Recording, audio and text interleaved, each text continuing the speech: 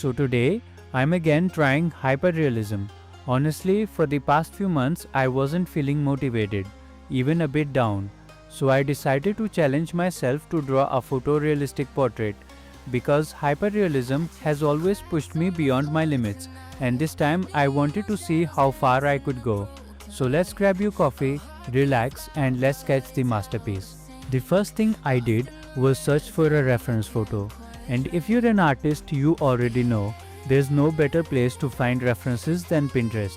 That's where I came across this picture, full of intricate details, and I instantly knew I wanted to draw it. So I downloaded it, and that became the starting point of this hyper-realistic sketch. So first, let's begin with the base of the sketch, the outlines. Outlines are like the foundation of a building. If they are strong and accurate, everything else stands perfectly in place.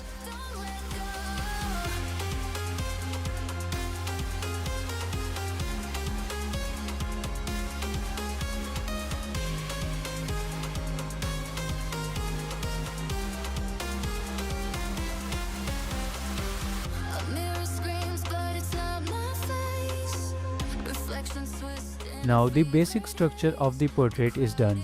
It's time to step into the main stage of sketching, which is shading itself. I mostly like to start shading with the eye. The eye sets the life of a portrait. Once the eye feels real, the entire sketch comes alive. I'm starting with a soft base layer using an HB pencil. Then I'll build depth with a 4B graphite pencil. And then for the darkest tones, I'll use charcoal because while graphite can get dark, it reflects too much light. Charcoal keeps the shadows deep and matte. So let me draw this with care and you just sit and enjoy the process.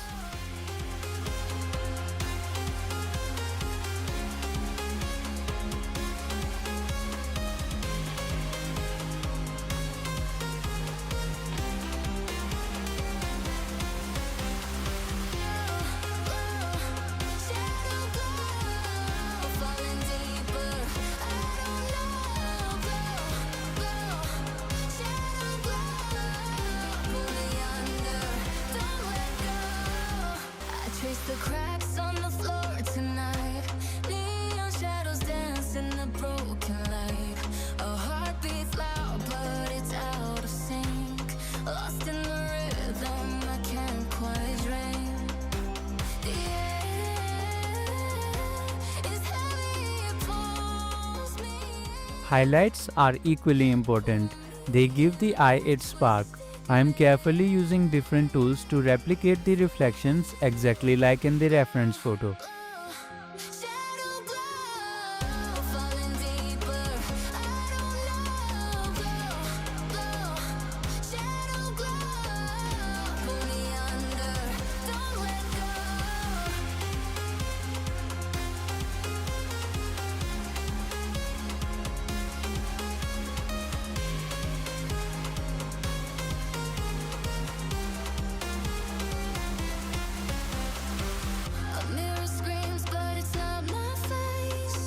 Reflections twist in a fevered haze.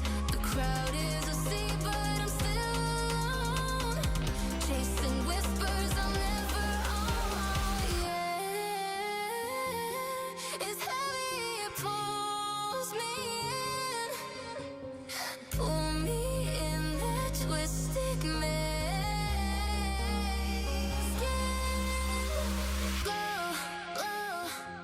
Okay, now with the eye done, let's move to the eyebrow.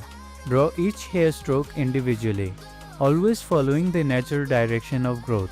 This adds realism and avoids a flat, blocky look.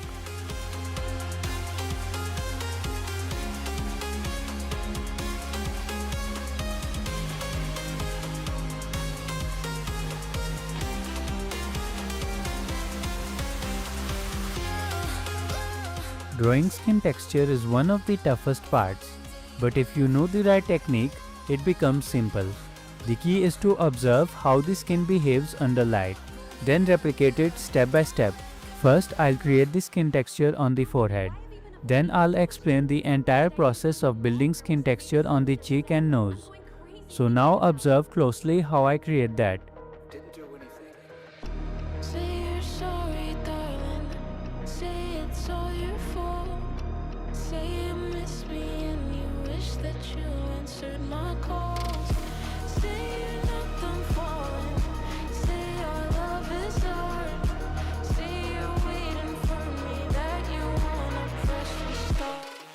So now coming on the cheek and nose. First create a smooth base shade. And you can create that with two methods. First use your HB pencil to create base shade lightly and then follow that with 4B. Then use charcoal powder. And the other one is you can directly use charcoal powder to create light base shade.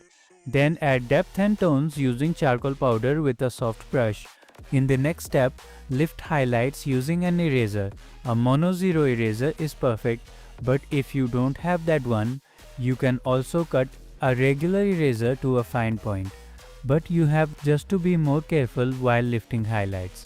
Next, darken the shadows between highlights with an HB pencil. Repeat this process, highlights, shadows, blend until the texture looks natural.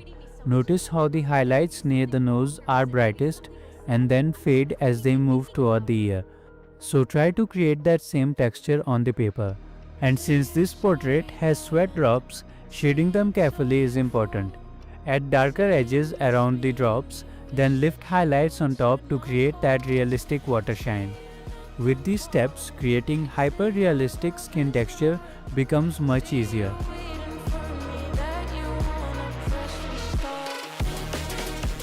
Now coming on to the beard and mustache. Here I am drawing strokes with a charcoal pencil, following the natural direction of hair. Random strokes are fine, but they must flow like in the reference. So after filling in strokes, I use a soft brush to gently blend and create even tones between the gaps. This keeps the beard looking full and realistic. After that, you have to refine the strokes where needed or also draw the flyover hair around beard to make them realistic.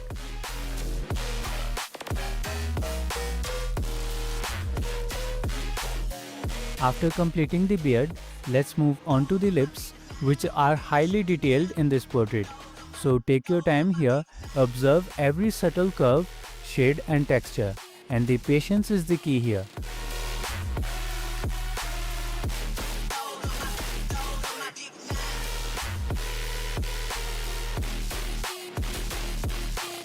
Finally, I'll add smooth shading to the neck area, and with that, the portrait is almost complete, but one last touch will take it to the next level, and that is enhancing the brightest highlights with a white gel pen. This instantly elevates the level of realism. But remember, don't overuse it.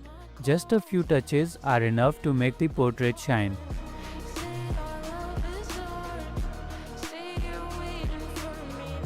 After hours of work, endless patience and countless tiny details, it's finally time to reveal this masterpiece.